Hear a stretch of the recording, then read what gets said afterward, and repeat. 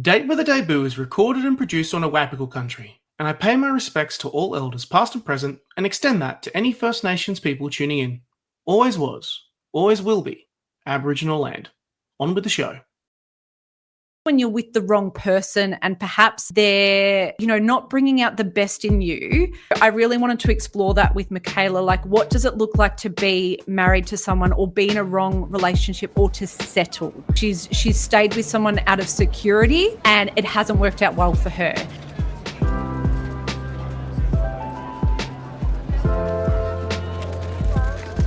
Welcome to Date with a Debut, a podcast about debut authors, their incredible books, and their journey to publication.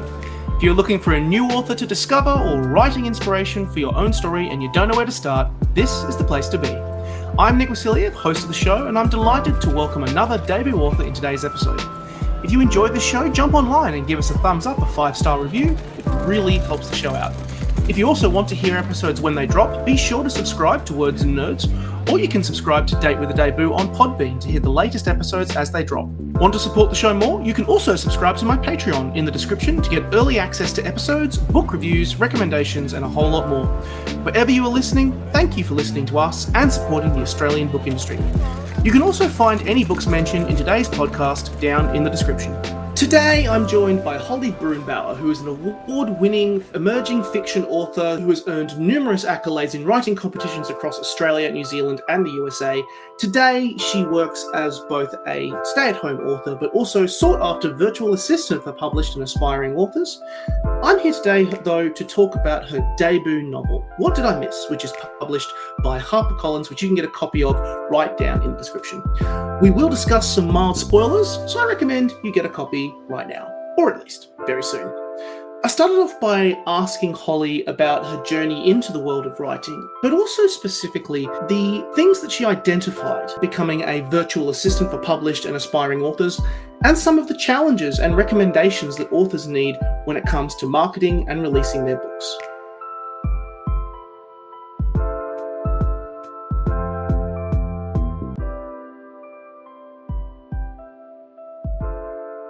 Holly, welcome to Date with a Debut. Hi, thank you for having me. I'm coming to you from Awabakal Country.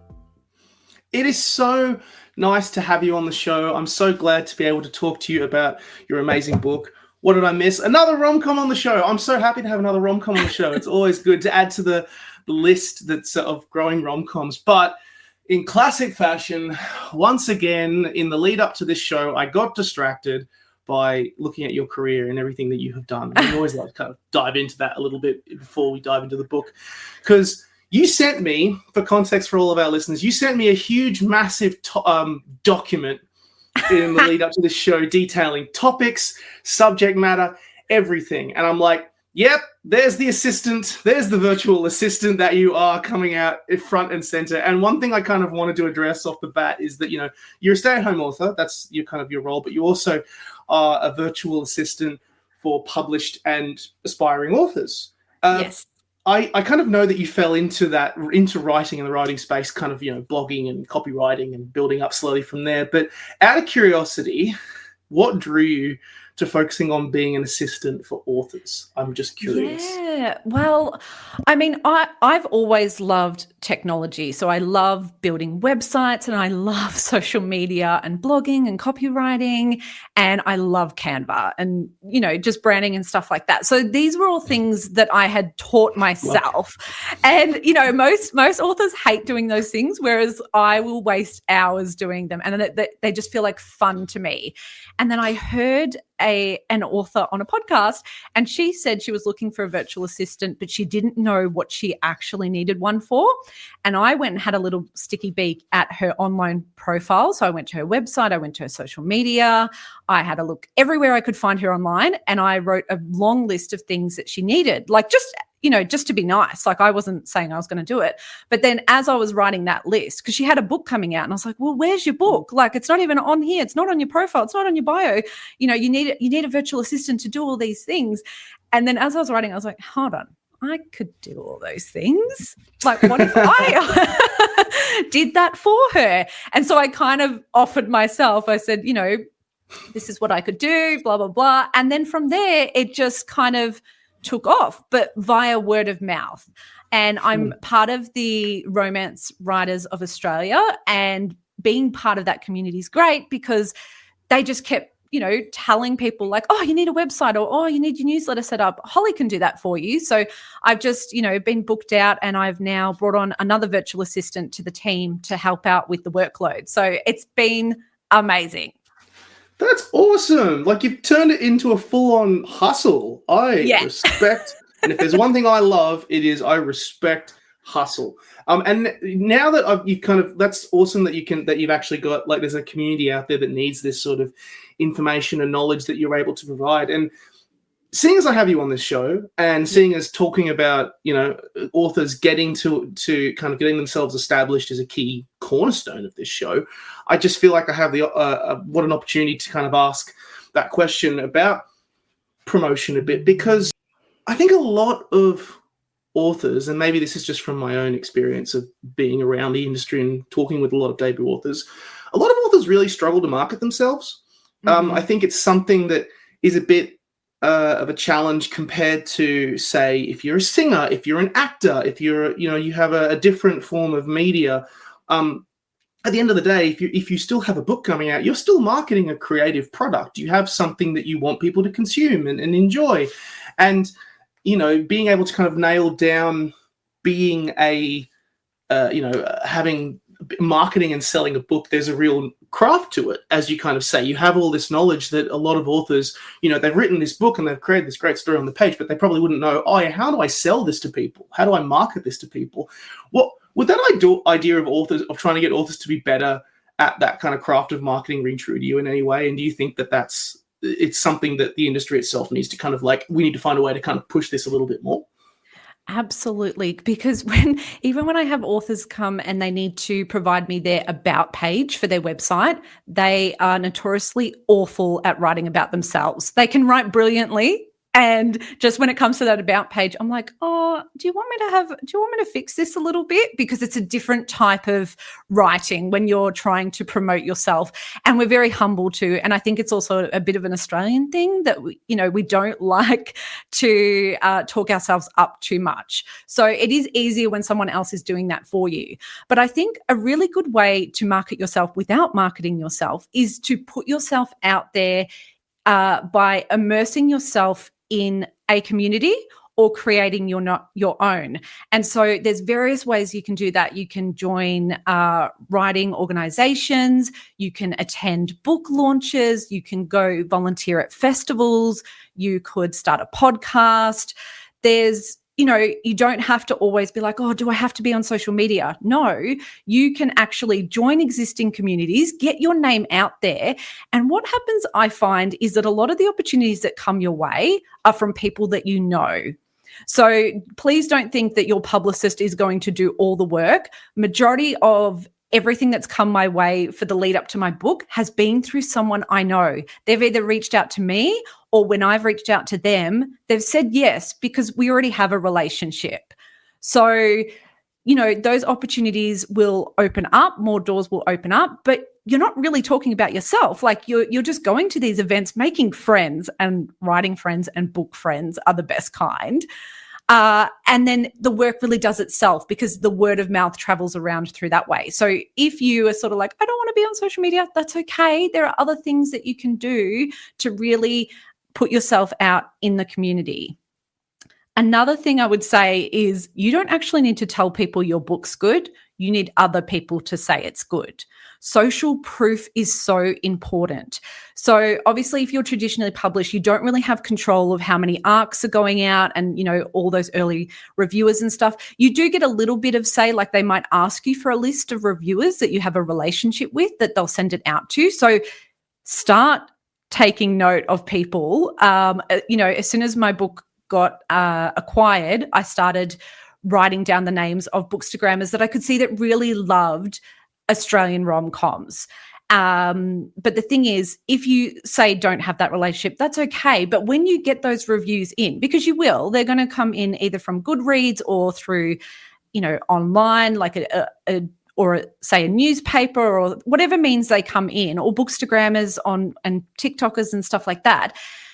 Do something with that. Don't just let that slide by and go, oh, thank you so much for reviewing my book, and that's it. No, put it on your website. Perhaps even if it's an amazing review from someone who's really revered, I would put that in my bio on your social media. You would create some graphics. You'd put it in your newsletter. You could have it in the welcome, the welcome email that when people sign up to your newsletter. Like, again, it's not you saying your book's great. It's someone else saying it. And that is so important. And it also feels less icky than you going, oh, I think my book's really funny. No, have someone else say that. Amazing advice. Oh my God, I could pick your brains about it all day, but I know we actually have a book to talk about. It's so funny. You've actually answered my last question, which I was going to be like one piece of marketing advice for authors or aspiring authors listening, but you've just given me 3. So that's I love it. It makes me laugh. I think it's great that you're absolutely right in terms of that, talking about taking advantage of the content when it actually comes your way, and also, honest to God, if my own, just to kind of relay a point on top of this, like, you can, the best thing you can do is, if you have a person that you actually target, is genuinely reach out and ask, because people are willing to give their time. People are interested and want people to do well, particularly in this industry. I think there is a real thing with Australian authors that, we actually do really want you to do well. Once you get into that community, there's people who really do actually want you to do well. As a good example from my, off the back of kind of, good quotes and praise and stuff like that, which we'll also talk a little bit later with your book. I genuinely thought when I put out my book, I'm never going to get like a good quote or whatever like that. And then someone asked, who would be someone you would really want to get a good quote from? I replied, John Marsden. I want a quote from him because he is an icon. He is the pinnacle for me. And they said, send it to him. I sent it to him. I got a quote. That's him. Amazing. And so do not be surprised if people will say yes. Give people the opportunity to check you out, and you will not be disappointed. Obviously people are busy. They've got their own lives. They'll take their time, but it is a community that genuinely does want to support you. Absolutely.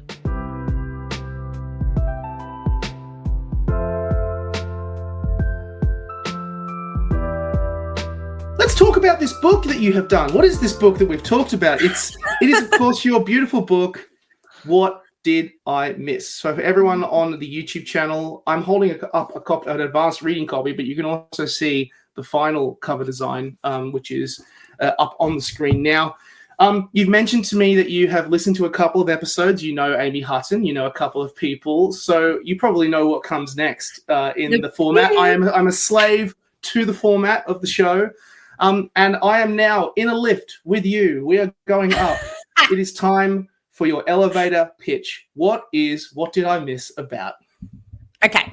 What Did I Miss is a fresh and feisty rom-com about Michaela, who is newly divorced, almost 30, and ready to tick off her list all the things she missed out on in her 20s, starting with a one-night stand. So she meets a random guy at the bar, and as fate would have it, not so random, he reappears in her life, and suddenly she's fighting feelings she didn't sign up for. And even if she wanted to date him, which she doesn't, she can't, because her auntie is bribing her to stay single until her birthday in order to inherit something that Michaela doesn't necessarily want, but her ex-husband desperately does, and there's nothing Michaela would love more than to get back at him for the awful thing he did to end their marriage. So the question is, can Michaela stay single until her 30th birthday and experience all the things she thought she missed out on, or will she start a new decade with more regrets? How'd it go? Bing! We've arrived. Nailed it. Absolutely perfected the dismount. We are here. I love it. It's what a great pitch and what a great story we have here. And the first thing I kind of want to say off the bat, as we are limited to only talking about this book for one episode of a show, it's best to kind of nail the things that really stuck out to me first and foremost. This is a story that is, of course, it's a rom-com. It is a funny as hell rom-com. There is a lot of humor. Even in that pitch you mentioned, there's a lot of opportunity for funny miscommunications, errors, problems arising, snort, like humor that will make you piss yourself with laughter. Oh. But it is also a story about self-improvement, self-love, giving yourself permission to love again, and giving yourself permission to love again after kind of, troubles get in the way. We were kind of talking about it, just beforehand, but you've had the folks that you have kind of acclaimed you. Funnily enough, a couple have been on the show before, Karina May, Amy Hutton, as we mentioned earlier. I also know, Natalie Murray from running into her at the Newcastle Writers Festival. They all praised the humor of this book.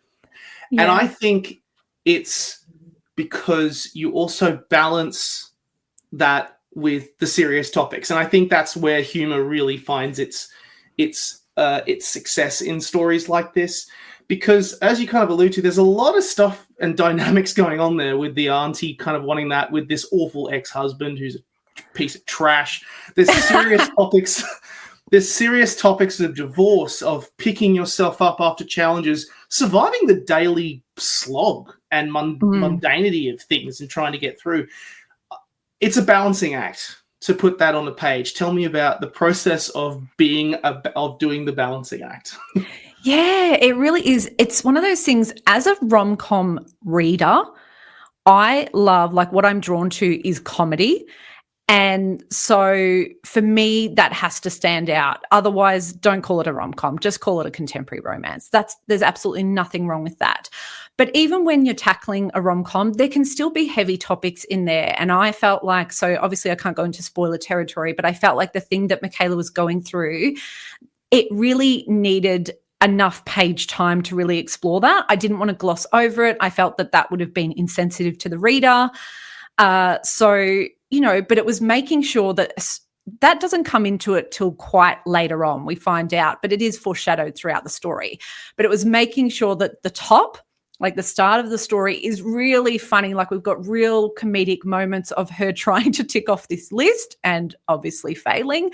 But also after that happening, after we find out what's going on with her and why her marriage broke down, then also making sure that the end also had some lighter moments too. So it was really important to make sure I was bookending that in that way.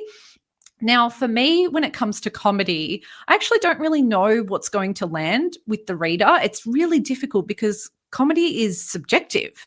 The only way I know is because I get feedback on my first draft as I'm writing it. So I'll write the first chapter, I send that to my 2 beta readers, and they'll actually tell me in the comments, like, they'll lol at the parts that they find funny. Or they'll say, this thing is funny, but I think you could amp it up more. Maybe this could happen, or, could you do something else? So I really rely on feedback to help me work out what is actually coming across, what's landing when it comes to the humor. I think a great place to start in terms of talking about, like, particularly that humor element, is that we've got this lens of Michaela as kind of our protagonist, kind of this school teacher, and she's really kind of a lot of the basis for a lot of the humor. I immediately just was like, yeah, she's a school teacher. Like, from my mates who are school teachers, like, you've got to have a particular type of humor. You've got a particular type of sass to deal with that school environment. But also, of course, there's a lot of other elements with her too. She married young. She's divorced at a very young age. And I think also her humor can be somewhat of a self-defense mechanism a little bit to try and go through all of these troubles that she's dealing with. If you're on YouTube, I'm about to actually hold up the list in question, the no regrets list, which, funnily enough, I'm not going to lie, a lot of the stuff on this list really told me a lot about her life at that point. Like, not to take all of them away, but of course this is not a spoiler. It's at the start of the book. She's tipped off having a one-night stand already. But things like traveling, things like buying lingerie, things like meeting someone on a dating app, going skinny dipping. Yeah. It told me that this is someone who, because she's married young and she's kind of dived into that world so early, that chance to go out and live and get miles on the soul has been something that hasn't it's something that she hasn't really had an opportunity to do yet, which has really framed so much about who she is. Tell me a little bit about Michaela. Yeah, so I guess I should give some context to that list in that the story is inspired by a friend who was in a situation where she had married her high school sweetheart and had divorced him. And so she was quite young, but she was entering the adult dating world for the very first time. And as we were sitting there comparing sort of our 20s, like she's sort of, making a home and, in married life. And I was like, oh, I was, overseas and doing all these things. And I just thought it was just such a bizarre concept to me that she didn't have these sort of fundamental experiences. And I thought, okay, all right, I'm going to put together this list. And I asked my married friends, if you found yourself suddenly single, what new experiences would you want to try? And even though these are my friends who hadn't necessarily married young, they dated other people, they just came back with so many suggestions. And I thought, maybe this is a thing. It was a really interesting discussion, topic of discussion. That even though these are things technically we could do, like Michaela could skinny dip if she wanted to, but sometimes when you're with the wrong person and perhaps they're, not bringing out the best in you, you feel a bit trapped. And so I really wanted to explore that with Michaela. Like, what does it look like to be married to someone or be in a wrong relationship or to settle? Because that's essentially what she's done. She's stayed with someone out of security and it hasn't worked out well for her. She's just continued doing the same thing and traveling along a path without realizing that she had other options. And you kind of also see her ex-husband, he blossoms without her too. So it's not that they're really bad people, although he's a bit of a douche. Sorry. It is true, but because obviously we're seeing it from her perspective, he's a lot of the cause for a lot of those issues and pain that she's kind of dealing with here and uses that. But yeah, you're absolutely right. Yeah. So he really blossoms without her too. And we see that as well. So they really just weren't right for each other. And this needed to happen in order for them to grow. But, she's looking at her life going, I've spent 11 years being married and she's only 29.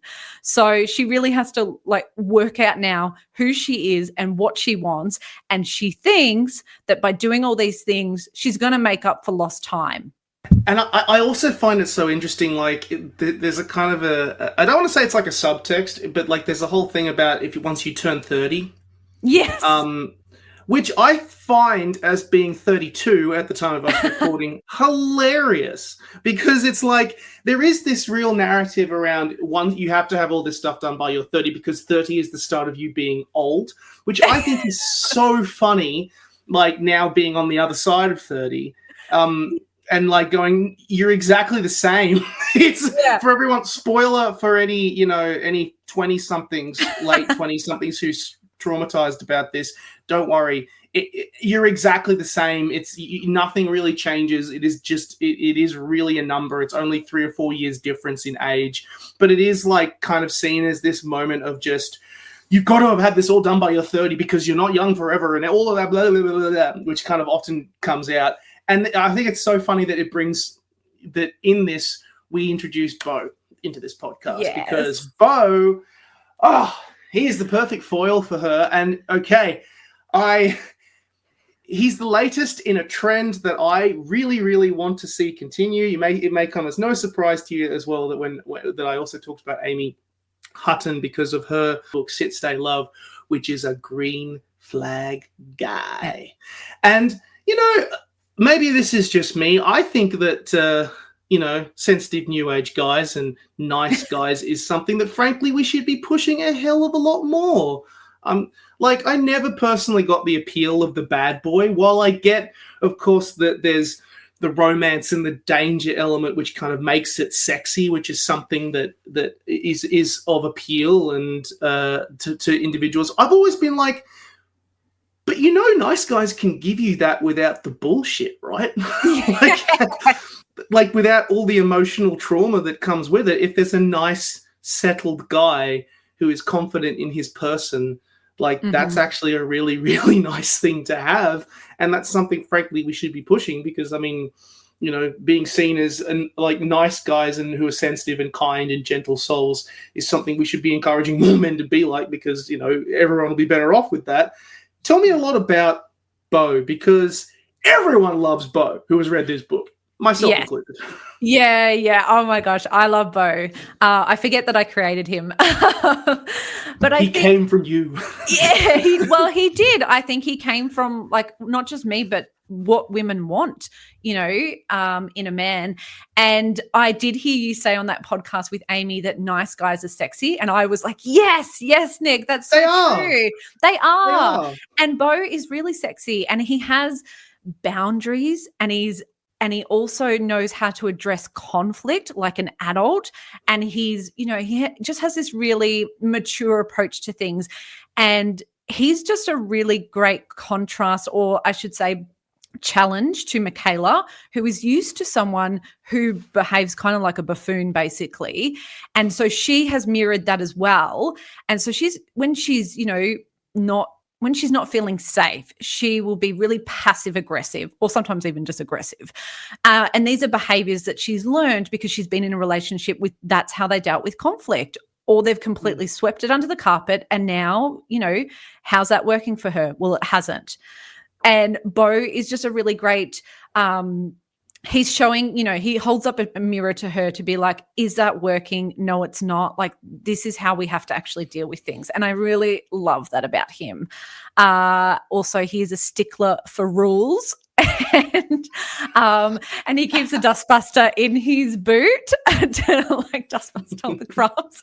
And yes, I often say that it's like he's a blueprint for what women want. But you know, despite all these things, like, you know, he's just very damn sexy as well. And she finds that hot too. She's like, oof, like a guy that can actually, you know, have a healthy conversation. Like, I've never had that before. He's organized. He's got organized. His shit in order. That's what's sexy about it. You don't need to be like, there's no, like, he's not living like a slob. Nah. He's like, he is on point. He knows what he wants. There are a few things hotter than someone who has their shit together. Because it's like they've done the journey. There's a journey. There's a subtext to that, which is that they've taken that journey to get there.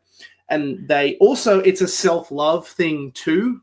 Like they've found comfort and being comfortable in their person, which is something that all of us are striving for. So if someone is actually as close as they can to attaining that or in a place of that, of course that's damn sexy. Because it's a hard thing to do. We all get that. Sorry, I realized I had no question to add there. That was my bad. No, we're just like, Bo's hot. He's hot. He's sexy. Like, guys, just read it, and this is what women want. Just be like Bo. Yeah, just be like Bo, guys. Set the standard here. Of course, there are other characters in this story, but before we do get to that, I actually do want to talk about let's stay with Michaela and Bo for a bit, because what's great about this story is that the love story kind of grows naturally. There's the other elements that kind of come into the story, which we will keep spoiler free, but there are. And I love how the romance between these two develop. There's a chemistry that crackles and builds and gets stronger between them, and as the inevitable love grows. Talk to me about the joys, but also the challenges of creating romance on the page from your experience with these two. Yeah. So one of the things is these are strangers that you're putting together. So there's no foundation that you're building upon. Like if you were doing a friends to lovers type of story, this is strangers to lovers. So you're really starting from scratch, which can be a challenge, because how do you make sure that over this period of time, there's enough build up to, you know, that keeps the reader interested? I mean, we know it's a romance. We know they're going to end up together. Like, spoiler, that's just what happens. But it's just the journey of like, how easy is that experience going to be for them? So that is a challenge, because you sort of got to be like, okay, total strangers. You've got to create a first initial physical attraction, because I think that's always a place where it comes from when you meet new people. And you can see that she's very physically attracted to him. But in order to create a stronger connection, she needs to sort of like remove layers of that emotional vulnerability. And he is someone who slowly guides her there. Like, he can tell if he pushes her too hard, she's just going to run. So they just have some really great moments where that happens, and you see her get more and more vulnerable with him over time. It was a joy to write this story in general. I just have the best fond memories. You know how some people, when they say they write a book and it almost killed them, I just didn't have that experience with this one. I just every day I was like, oh, what's Michaela up to today? Oh, I can't wait to see Bo. You know, I just felt this absolute joy. So I hope that comes out in the story when I was writing it. But I mean, it just is, you know, you have to put two people together that challenge each other in some way. And so while we're seeing that with Michaela, with her vulnerability, Michaela's also helping Bo because he's a new teacher and he's finding it really difficult with the students. And so even though he's older than Michaela and he is more mature and stuff like that, she actually has that professional experience, and he can really lean into that as well. So I think they just really complement each other in some way, that they're helping each other be a better version of themselves. Yeah, she's got the EQ. She's been around the block a little bit more. She knows the audience that the teachers have to challenge and work with and speak with every day. So she kind of, which is such a great way to kind of get them to allow that to grow kind of naturally and organically. There are other characters in this story, as kind of we alluded to beforehand. There is this auntie character. There is this husband. There's workplace arch nemesis as well. Yeah. Tell me about some of these other characters in this story. Okay. Well, Nick, I used to be a high school teacher, and so that helps. Oh, I could tell. I'm sorry. And let me tell you that schools really lend themselves to great inspiration for characters. That's my legal answer, okay, Nick? But they really do, because, you know, you've just got so many different people. They're all that, like, you know, you would think they're there to help students and they really care about education, but that's actually not the case in that industry. But it's also an industry that's really rife with bullying, and there's a real hierarchy within the system as well. And you have a lot of teachers who have been there for a long time and they don't like change. They just do not want change. So, you know, there's just all these, like, it's almost like Game of Thrones. There's lots of power tripping happening in a school environment. So I just found that, yeah, you go. No way, like Game of Thrones comparison with, like, oh yeah, let's go to school today. What's going to happen with at Game? Like let's do the. Someone's going to get their head chopped off. Yes. Yeah. No, it really does feel like that. It feels like that when you're there. You just, you know, you feel like you've got to put this armor on, and you would think that you're battling the students, and you're not. You're actually, the teachers are acting more like children than the students are. And I have a lot of friends that are teaching. I don't teach anymore because, you know, it's not a great environment. So I know that it's still toxic like that. But yeah, so we have Agnes. She is Michaela's workplace arch nemesis, and she's a lady in her 60s. So not the usual arch nemesis that you would have at work, but Agnes is brilliant. She is on a power trip, absolutely. But she came to be one of my favorite characters. And she's not as bad as Michaela thinks she is, because we are seeing everything from Michaela's point of view, and she just thinks everyone's out to get her all the time. But they do have this really fun rivalry, and they have a swim teachers race that they do every year, and Agnes usually always wins her team, the Sharks. And this year Michaela's like, lady, I am winning, especially because Michaela is the sports teacher. So it's, you know, it's paramount that she actually wins at an athletic sort of event. But yeah, I had lots of fun with Agnes. She was supposed to be just a throwaway sort of like character. I was just having her in the first chapter. And then again, I had that feedback from a beta reader that was like, she seems really fun. You should lean into this. And then I did. And just Agnes has this main character energy, and she just took over. So it's not even my fault. It's Agnes's fault. Yeah, damn it. But I will say she is a hell of a lot of fun. Tell me about this auntie and also this husband character. Yeah. Because that like we'll try and stay as spoiler free as we can, because there's that whole other thing of going on okay. around Michaela's 30th birthday, but it is it's a really strange dynamic when it comes to the family side of things for Michaela, isn't it? Yeah, well, I think normally in any story, you either like when family comes into it, it's either like a parent-child or a sibling relationship. And I was like, what if it's an auntie? And what if they're really close in age as well? Because that often happens. So they're sort of 10 years apart. So they almost could be friends, but there's also this element of Michaela really looking up to her auntie and respecting her. And also seeing almost like what her future looks like. She's very similar to her auntie. And so sometimes she thinks that's a good thing. She's like, yeah, she's really tough. She's strong. She like doesn't take crap from people. But then Michaela coming to realize, is that who I want to be? I mean, is she happy? So that's Quinn. And she plays an important role because she's really bribing Michaela to stay single because she's had such an awful breakup as well. And she thinks, Michaela, like you've just come out of a marriage. You can't be going around dating this guy. Like you need to stay single and work out what you want. But she's really projecting her own stuff on Michaela. And then we've got her ex-husband, Warren, aka Was. And oh God, he was really fun to write too. So like I said, he's quite a douchebag. But again, we're seeing him from the perspective of Michaela, who's very angry at him. And she feels the only way to get back at him is so the item that they're fighting over is a 1967 Ford Mustang that was previously owned by her grandmother, who is the founding president of the Mustang Owners Club of New South Wales. So originally it didn't really have that much sentimental value to her. She just wanted it because Warren is really into cars. He's always wanted it. And she thought this is a great way to get back at him. Petty reasons. Yeah. So petty.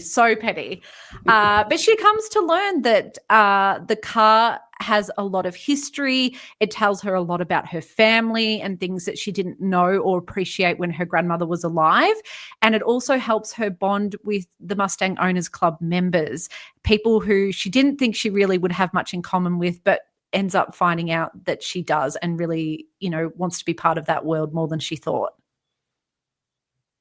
It's a great little extra dynamic that happens kind of in the background of this main story with Michaela and Beau. And there's a great line at the end which kind of really nails it towards the end of the story, where Michaela really talks about trying to face her fears and take advice on facing her fears. And out of curiosity, you want listeners and readers to kind of go, yeah, I'm going to get whatever I can out of this story, because it's, that's the great thing that any book can do, is it gives you, a chance for pause on yourself and enjoy it from a piece of art, enjoy a piece of art from their own context. Out of curiosity, I love that you loved writing this story. It was like a joy for you and a pleasure. What did this book teach you? Like the actual creative process of getting it out there. What did it teach Holly, the person, or the professional, or the writer, or whatever? Yeah. Oh my goodness. So much. One thing I learnt was not to always follow the rules, because normally in a rom-com, the female protagonist will be someone who is super likable and happy. Well, not always happy. Sometimes they're in a bit of a mess, but usually someone that you would want to be best friends with. And Michaela's not that character. She's super prickly. She's blunt. She's sarcastic. And, I did have comments along the way of, oh, Michaela's not very likable in this scene. And that would really sort of like scare me in a way, because I was like, oh, like, does she have to be likable? And I sort of would bristle against it and be like, you know what? If that's the only thing that's wrong with that scene, I actually don't care. You don't have to like her. You just have to care what's happening to her and want to keep reading. And if you still are invested in the story, then so be it. So I'm glad that I didn't pander to the expectation of the genre. There's also some other things within the genre. Usually the intimacy wouldn't happen. You would delay it as long as possible. It would usually happen in the third act. I mean, they bang straight up. So, yep.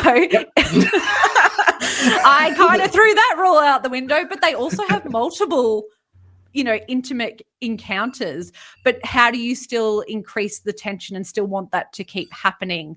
So, again, I went against the grain. So I think I learned that you don't always have to follow the rules, even though I'm a massive rule follower. I'm glad that in that case, I went into it a bit naive and not really thinking about, would I get in trouble for this later? Which I didn't. I think that's what the appeal was then for my agent and then the publisher. They were like, I love that she has a proper character arc. Like, it's not just about the romance. So, I'm glad I sort of went with a character that was a bit feisty. Yeah, absolutely. And I could tell like there was a bit of a like messing around with the tropes and things a little bit that I always kind of say yes to. It's the whole point of writing books and putting new spins on it, on any sort of genre, whether it be rom-com, whether it be crime or horror. If there's a chance to subvert it, do it.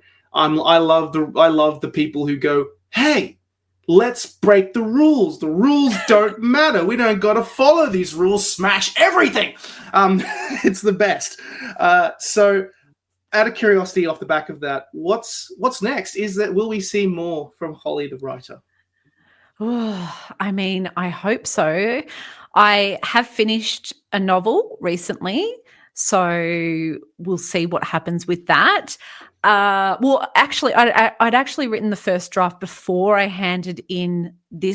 submitted this novel, What Did I Miss, to my agent, because I was worried that once I submitted it, I would be just discombobulated and so fixated on getting published that I wouldn't be able to write anything after that. So I quickly sort of like wrote something else, and then I've spent the year editing that. And now I've started planning out a third story as well, because I mean, the second one, it might not get picked up, like who knows? And if it doesn't, well, I've got plenty of other ideas, so we'll see. But the next one's a bit different. I mean, it's still a rom-com, it's still funny, and there's quirky characters, but it's a whimsical rom-com, which is a different tone to this one. But I feel like I can't just keep writing the same feisty character. I need to creatively extend myself and see what else I can do.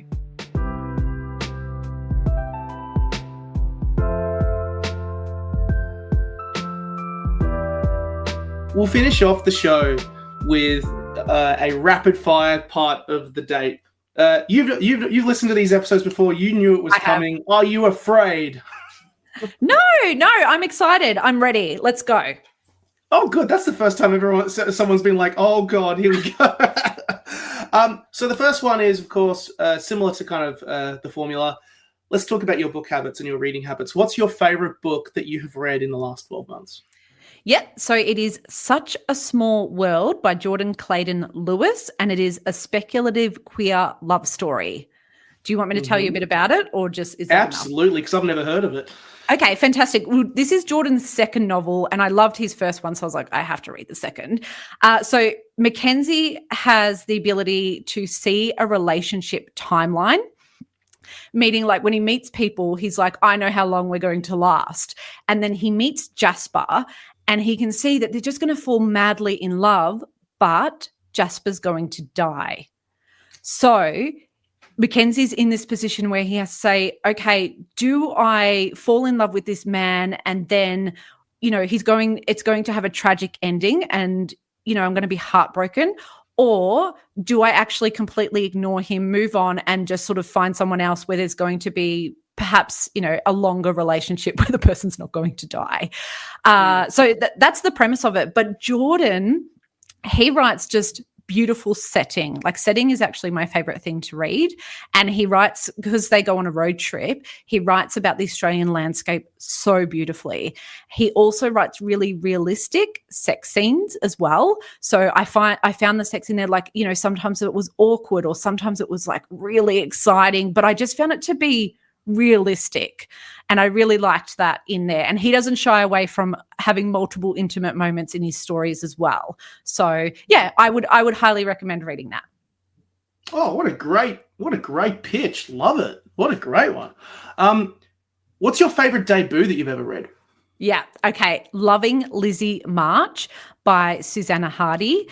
Her debut came out around the time of COVID. I think maybe the year after, like 2021. So I feel like not enough people know about this book, but I remember reading it and just going, wow, I was so impressed with the pace of it and how drawn I was into the story immediately. So if anyone's ever looking for an example of what commercial voice looks like, or just voice in general, a strong voice, go and read the first chapter of Loving Lizzie March, because that will tell you a lot. And it's very funny. So again, something that I love. And I just, every time I'm sort of a bit stuck, I'll go back and read her first chapter and be like, this is what I have to do to pull people into a story. So go check it out. Oh, sounds amazing. Yes, please. Do you have a favorite word? I love the word discombobulated, because I think I always feel that way. I have here. Yeah, maybe that's because I always feel that way. So it's just a fun word. I actually do keep a list of words on my phone, and every time I hear a cool word, I write it down. I also do it for characters. If I hear a word that I think a character would use, I will write that down. Like I have a character and she wouldn't say typing, she'd say typity type, so I love using like a very particular sort of like lingo for my characters. That's a good answer, because it's a good creative technique that you can do with to kind of give each character their voice or anything like that. Off the back of saying that we're smashing tropes, do you have a favorite romance trope? Oh gosh, the thing is, I actually don't have a favorite trope. I think a trope can be done really well, and it can also be done really awful. So as long as it's executed well, I'm happy with it. I don't have a favorite one. Trope is not something that draws me into a story. I don't read those, when you see those beautiful Canva creations and people put the tropes all around the book. If it's a book that I want to read, I actually will ignore those. I'll like it to support you, but I will not read the tropes. I don't want to know. Don't want to know. And because like I like to go into a story not knowing. And if you tell me like it's a, second chance with only one bed and he falls first, I'm like, I feel like I already know the story. Like that doesn't. Yeah, you've kind of said it. Yeah, I'm now so tempted to ask like, what was your favorite trope to smash? But I kind of feel like that's a bit too too cheeky and on the nose to say, because I mean people do love the tropes. It is something they get joy out of. Off the back of Bo being a green flag boy, what is your favorite green flag? Oh, I think honesty. Honesty is a really good one. I think when you don't have honesty, it puts you in a position of like fear, and you just don't really know where you stand with someone. Even if that honesty is going to hurt someone, I think it's always better to know the information than to not know the information. Yeah, honesty is a big one for me, because that's about trust, and that's about valuing someone enough as well. That's a good one. I like that. Michaela suddenly comes to life in front of you, and she tells you that she's going to go on a date with this guy named Bo. Do you have any dating advice for her? Oh, knowing what you know. No. Well, for Michaela, I would say don't send him a list of rules of things that he's not allowed to do on the date, because she's just cock blocking herself, basically. And especially don't send it to someone who is really firm with their boundaries and following rules, because when you want him to break them, he won't. So that would be my advice for Michaela. And also just come on, put on something a little bit nicer than your stinky T-shirt that you fished out of the laundry basket. Make an effort, Michaela. Come on. God, Michaela, Jesus.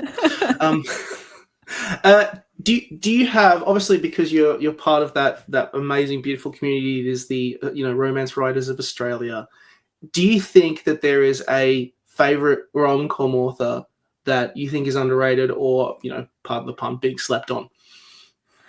Oh, I don't think any of them are underrated. I would highly rate all the Australian rom-com authors. I think they do a brilliant job at creating rom-coms that are both funny but also have really deeper themes. And yeah, I think stop underestimating rom-coms in general. They're not light and fluffy. There's a lot going on in there. And, you know, how beautiful to explore people falling in love. That's part of, you know, why we're human and what we sort of strive for in our everyday life. We're always thinking about our connections with people. So I don't have anyone I think is underrated. I think I would highly rate them all. Great answer. I love that. And I also appreciate you saying don't underrate the rom-com genre, because people so often assign baggage to it. And so it can be, which I think is disappointing, because there's a hell of a lot of great rom-com stories out there that are more than just the falling in love story. There is so much more to it than that. At the risk of being way too cheeky, as a penultimate one, have you done everything on the no regrets list? That's a good one. No, I haven't because, you know, I haven't done the dating app because dating apps came out after I met my husband. So Same. I do love to have a squiz at other people's. Like, I'm like, let me swipe for you. So I've never done that. I also haven't done the speed dating, and I would have loved to have done that. I think that'd be really fun. But I would probably just make up stuff about myself and pretend I'm, you know, some other person. I think most of the other stuff on there I've done. So people will have to have a look at the list and be like, Yeah, but it's not autobiography, like biographical, the story. This is not based on my life at all.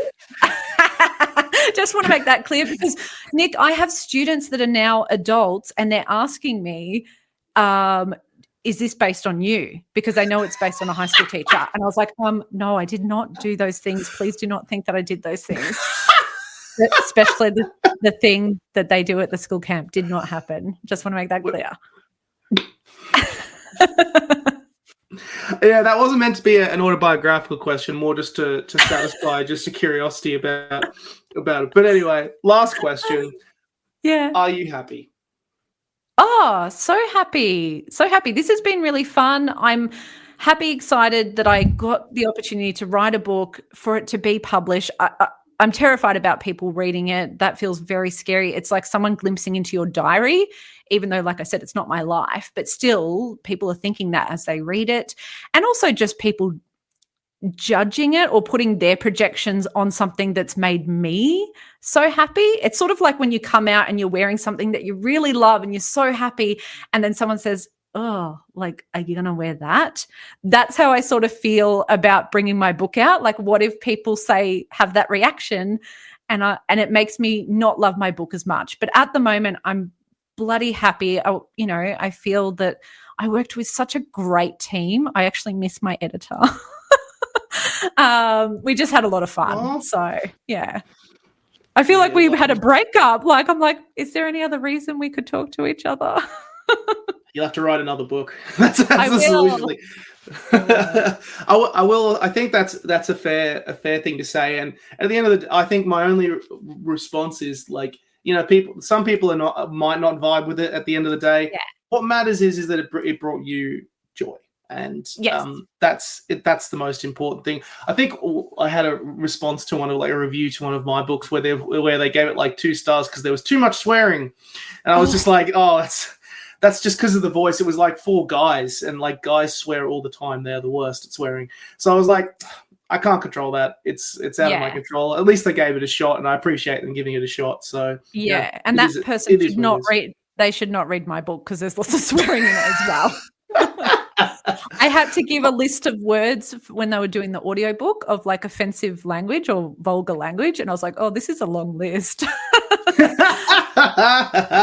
Be prepared, people. I love it. Well, everyone, this is what to be prepared for. It is this beautiful book, What Did I Miss? Holly is the amazing author of it. At the time of us recording, it's not out, but when you're listening to it, it will be out in the world. It's published by HarperCollins. You can go and get a copy of it right now in the description. Holly, thank you so much. This has been so much fun. Oh, thank you, Nick. This has been a blast. Thank you for listening to today's episode of Date with a Debut, and for listening to the Words and Nerds channel. You can buy all books mentioned in today's episode down in the description box, and if you enjoyed the show, drop us a review, leave us 5 stars or a thumbs up. It really helps the show out. If you want to hear episodes when they drop, be sure to subscribe to Words and Nerds, or you can subscribe to Date with the Debut on Podbean to hear the latest episodes as they drop. Want to support the show more? You can also subscribe to my Patreon in the description to get early access to episodes, book reviews, recommendations, and a whole lot more. Catch you soon! Date with the Debut is a Words and Nerds and Breathe Art podcast co-production.